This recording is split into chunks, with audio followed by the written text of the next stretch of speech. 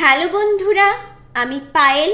তোমাদের প্রত্যেককে আমার চ্যানেল অগ্রিশা সায়েন্স ক্লাসে স্বাগত। যারা নতুন নতুন আমার চ্যানেলে জয়েন করেছো সবাইকে অনেক অনেক ওয়েলকাম আমার চ্যানেলে। আশা করি সবাই ভালো আছো, সুস্থ আছো। আজকে আমি যেই ভিডিওটা দিচ্ছি তোমাদের ডাউটের ভিডিও। আমি মাধ্যমিক ফিজিক্যাল সায়েন্স এমসিকিউ এর যেই প্র্যাকটিস সেটগুলো দিচ্ছিলাম সেখানে প্র্যাকটিস সেট 4 এ তোমাদের কিছু ডাউট ছিল, সেগুলো আজকে সলভ করে দিচ্ছি। 4 নম্বর কোয়েশ্চেন বলেছো ডাউট আছে। কোয়েশ্চেনটা নিম্নের কোন ঘটনা থেকে তরলের প্রসারণ সম্পর্কে জানতে পারা যায়। এই চ্যাপ্টারটা চ্যাপ্টার 4 ফিজিক্যাল সায়েন্স তাপের ঘটনা সমূহের কোয়েশ্চেন এটা। এই কোয়েশ্চেনটা সলভ করতে যেইটুকুনি বলতে হবে আমি সেগুলোই তোমাদের বলছি। আরেকটা জিনিস এখানে যেটা আমি মেনশন করেছি পারদের কথা, পারদ যখন ক্লোজ এরিয়াতে থাকে তখন সেটা তরল অবস্থায় থাকে, আর যদি তাপ দেওয়া হয় তাহলে সেটা প্রসারিত হয়ে কোনো একটা স্কেলের মধ্যে ওঠানামা করে। আর পারদের এই ধর্মটাকে কাজে লাগানো হয়েছে নিয়ে আমরা থার্মোমিটার ইউজ করি দেহের তাপটাকে মাপার জন্য, আবার জলের উষ্ণতা মাপবার জন্য। সেখানেও ফিজিক্যাল সায়েন্সে অনেকগুলো পরীক্ষাতেই টেম্পারেচার মাপবার জন্য, রুম টেম্পারেচার মাপবার জন্য অনেক ক্ষেত্রে এই পারদের স্কেল ব্যবহার করা হয়। ব্যারোমিটারে পারদের উচ্চতাটাকে কাজে লাগিয়ে, পারদ স্কেল কে কাজে লাগিয়েই আমরা ব্যারোমিটারটা ইউজ করি যন্ত্রটা। তো এই সমস্ত ইনস্ট্রুমেন্টে বা টেম্পারেচার মাপবার জন্য আমরা পারদ স্কেল বা থার্মোমিটারকে ইউজ করছি। তোমাদের এই কোয়েশ্চেনটাতে ডাউট যেটা থাকতে পারে, পারদ একটা তরল, ক্লোজ সিস্টেমে যখন থাকছে সেটা তরল অবস্থায় থাকছে। যে কোনো জিনিস পদার্থ মেনলি 3টে স্টেটে থাকতে পারে, যদিও অনেক কটা স্টেট, মোটামুটি 5টা স্টেজ হয়, আরো 2টো স্টেজ প্লাজমা স্টেট হয়। এইগুলো তোমরা গিয়ে পড়বে যদি ক্লাস 11-12 সায়েন্স নিয়ে পড়ো, সেখানে ডিটেলসে পড়বে। তো প্রধানত 3টে স্টেটে থাকে, সেই 3টে স্টেট নিয়েই তোমাদের এখন বলা হয়েছে। আর তাপ আর তাপমাত্রা আলাদা, তাদের মধ্যে পার্থক্যও ইম্পর্টেন্ট, সেখান থেকেও কোয়েশ্চেন জিজ্ঞেস করে। দুটো ওয়ার্ড তার মিনিং কিন্তু আলাদা। ডিটেলসে আমার এই চ্যাপ্টারটা তোমাদেরকে বোঝানো রয়েছে। যদি কারোর ডাউট থাকে গিয়ে ওই ভিডিওগুলো তোমরা চেক করে নিও। লিংক খুঁজে না পেলে কমেন্টে জিজ্ঞেস করো, আমি তোমাদের বলে দেব কোথা থেকে তোমরা পাবে। শুধু কোয়েশ্চেনটা সলভ করবার জন্য যেটুকুনি বলতে হবে আমি বলছি। তো এখানে কি হচ্ছে যে তাপ আমরা দিচ্ছি, তাপ দিলে যে কোনো পদার্থেরই প্রসারণ হয়। কঠিনের প্রসারণটা খুব কম হয়, কারণ কঠিন মলিকিউল, এটা একটা কঠিন পেন, একে যদি আমরা হিট দেব, যেহেতু এটা প্লাস্টিক কোটেড, অনেকক্ষণ হিট দেওয়ার পর এটা গলে যাবে। যদি এটা কাঠ হতো বা লোহা হতো তাহলেও কিন্তু এর প্রসারণটা হতো, কিন্তু এতই কম প্রসারণ হয় যেটা আমরা খালি চোখে দেখতে পাবো না। কারণ এই কঠিন পদার্থের মধ্যে যতগুলো মলিকিউল থাকছে, যতগুলো অণু থাকছে, খুব কাছাকাছি অবস্থান করে। মানে ধরো একটা বেঞ্চে তোমরা 6 জন মিলে আছো, সেটা হচ্ছে কঠিন। এবার সেখানে কেউ 2 জন যদি অ্যাবসেন্ট করো, 4 জন মিলে রয়েছো, জায়গাটা একই, সেই স্টেটটা হচ্ছে তরল। এবারে অনেকজন অ্যাবসেন্ট করেছো, যেই বেঞ্চে 6 জন বসতে সেখানে 2 জন এসছো বা 1 জন এসছো, সেটা হচ্ছে গ্যাসীয় অবস্থা। মানে একটা গ্যাসের মধ্যে যেই মলিকিউল গুলো থাকে অনেকটা জায়গায় তারা ঘোরাফেরা করতে পারে, এদের মধ্যে অনেকটা বেশি জায়গা থাকে। তরলের ক্ষেত্রে মলিকিউলগুলো আরেকটু কাছাকাছি থাকে, কঠিনের মধ্যে একদম গায়ে গায়ে লাগানো থাকে, স্পেস অনেক কম থাকে। তাই যখন হিট দেব তার প্রসারণটা খুব কম আমাদের চোখে পড়ে। তরলের ক্ষেত্রে প্রসারণ আমরা দেখতে পাবো। জলকে যখন গরম করব, জলটা 100 ডিগ্রিতে গরম হয়, আবার 100 ডিগ্রিতেই বাষ্পে পরিণত হয়।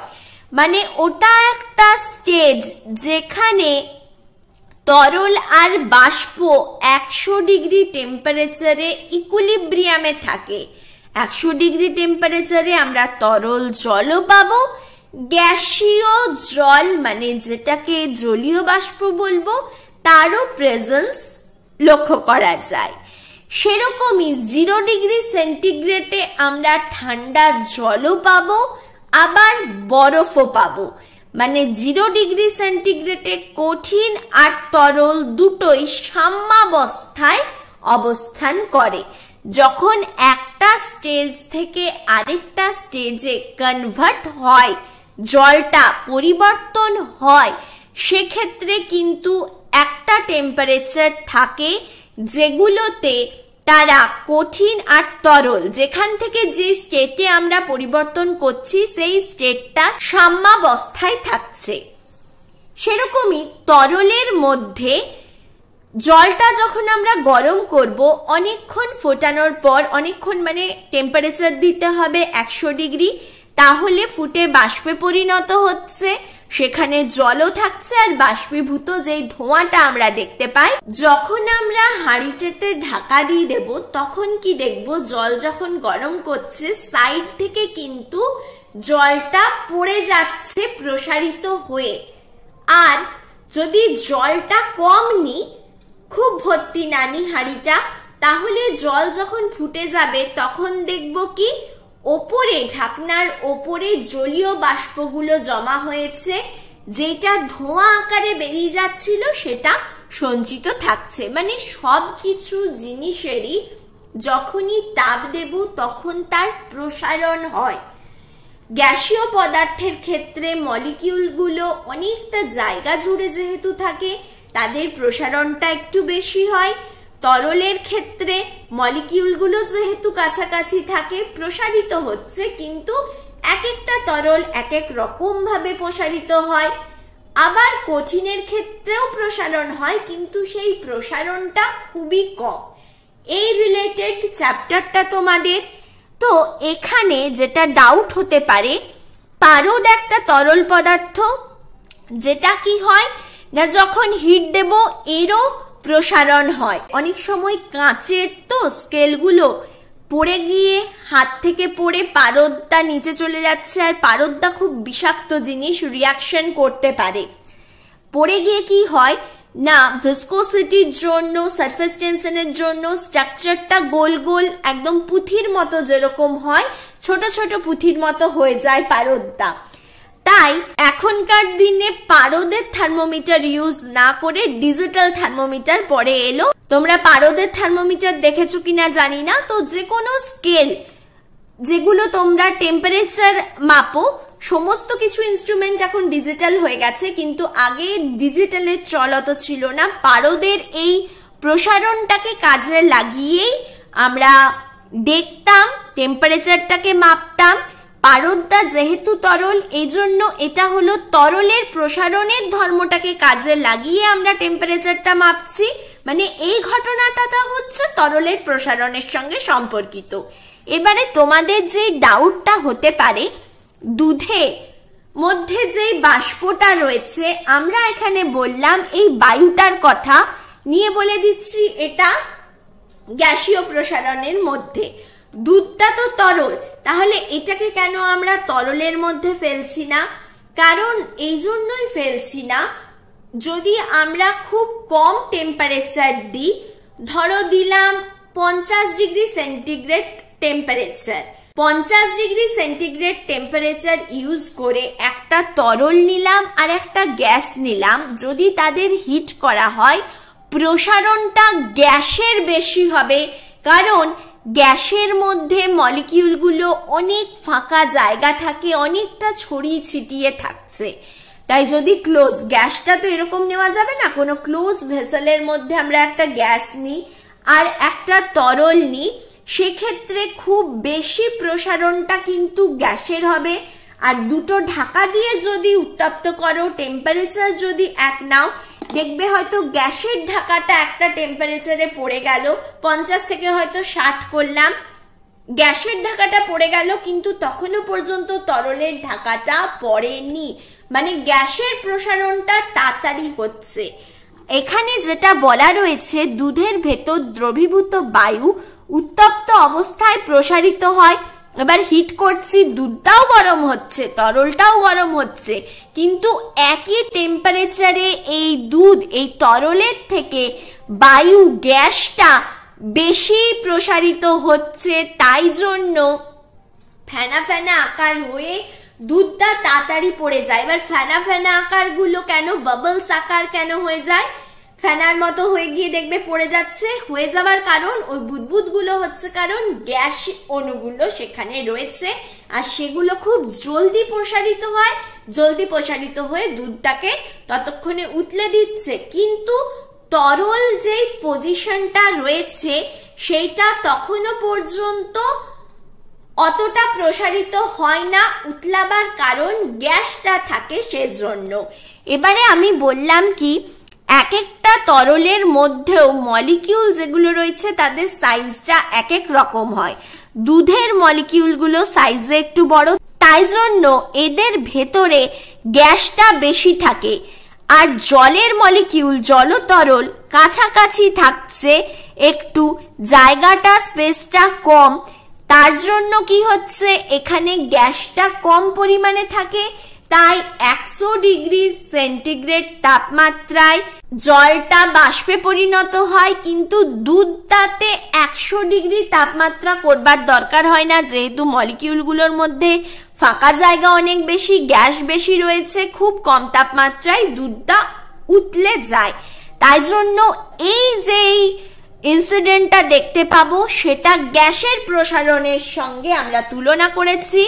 দুধ একটা তরল হলেও এটা তরলের প্রসারণ নয়, তাড়াতাড়ি উতলানোর কারণই হচ্ছে বায়ুর উপস্থিতি, বলে এটাকে আমরা কনসিডার করব গ্যাসের প্রসারণ। আর খালি বোতলের মধ্যে কর্ক দিচ্ছি, বোতলটা খালি রয়েছে তাকে ঢাকা দিচ্ছি, আমাদের আশেপাশেও তো বায়ু রয়েছে, তো কোনো একটা জায়গায় যখন বোতলটা রেখেছি সেখানে বোতলটার মধ্যেও বায়ু রয়েছে, এবার তাকে আমি ঢাকা দিয়ে দিলাম। যখন ঢাকা দিয়ে দিচ্ছি, চারিদিকে একই অ্যাটমসফিয়ার, একই টেম্পারেচার, একই প্রেসার রয়েছে, তাই জন্য কোনো অসুবিধা হচ্ছে না। এবারে কর্ক দিয়ে ঢাকা দেওয়ার পর বোতলটাকে যখন হিট করছি তখন বায়ুটা কি হচ্ছে, প্রসারিত হচ্ছে, তখন প্রসারিত হয়ে কর্কের মুখে চাপ সৃষ্টি করছে বলে একটা সময় আসবে জোরে শব্দ হয়ে কর্কটা বোতল থেকে বেরিয়ে যাবে। তাই জন্য এটাও হয়ে গেল গ্যাসের প্রসারণ। আর এখানে কাঁচের পাত্রটা হলো কঠিন, তার মধ্যে গরম জল, জলটা হলো তরল, জলটা ঢালছি, তাহলে কি হচ্ছে, কাঁচের পাত্রটা ফেটে যাচ্ছে। কেন ফেটে যাচ্ছে না, বা ক্র্যাক হয়ে যায়, কি জন্য এরকম হয়, কাঁচ জিনিসটা তো সলিড, তার একটা থিকনেস, একটা ঘনত্ব তার মধ্যে তো থাকে, কিছু কিছু কাঁচ মোটা হয়, কিছু কিছু কাঁচ দেখবে পাতলা হয়, এটা কোয়ালিটি ম্যাটেরিয়ালের উপরে ডিপেন্ড করছে কাঁচটা।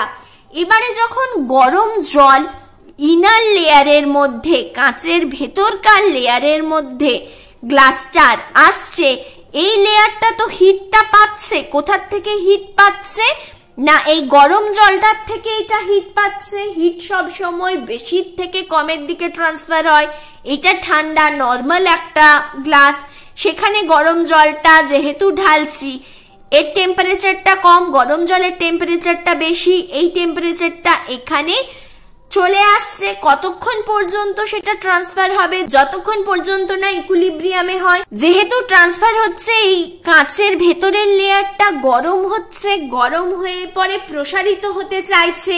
এবারে কাঁচটা তো কঠিন পদার্থ, বাইরেটা তো আর অতটা গরম হচ্ছে না, বাইরের লেয়ারটা সে প্রসারিত হতে চাইছে না, ভেতরের কাঁচটা প্রসারিত হচ্ছে, বাইরে অত তাড়াতাড়ি হিটটা যাচ্ছে না, প্রসারিত হতে পারছে না বলে কাঁচের পাত্রটা ফেটে যাচ্ছে বা ক্র্যাক হচ্ছে। যেহেতু এটা কাঁচের পাত্রটা ফেটে গেল কথা বলছে, মানে কঠিন পদার্থটার কথা বলছে, বলে এটা কঠিন পদার্থের প্রসারণের কথা।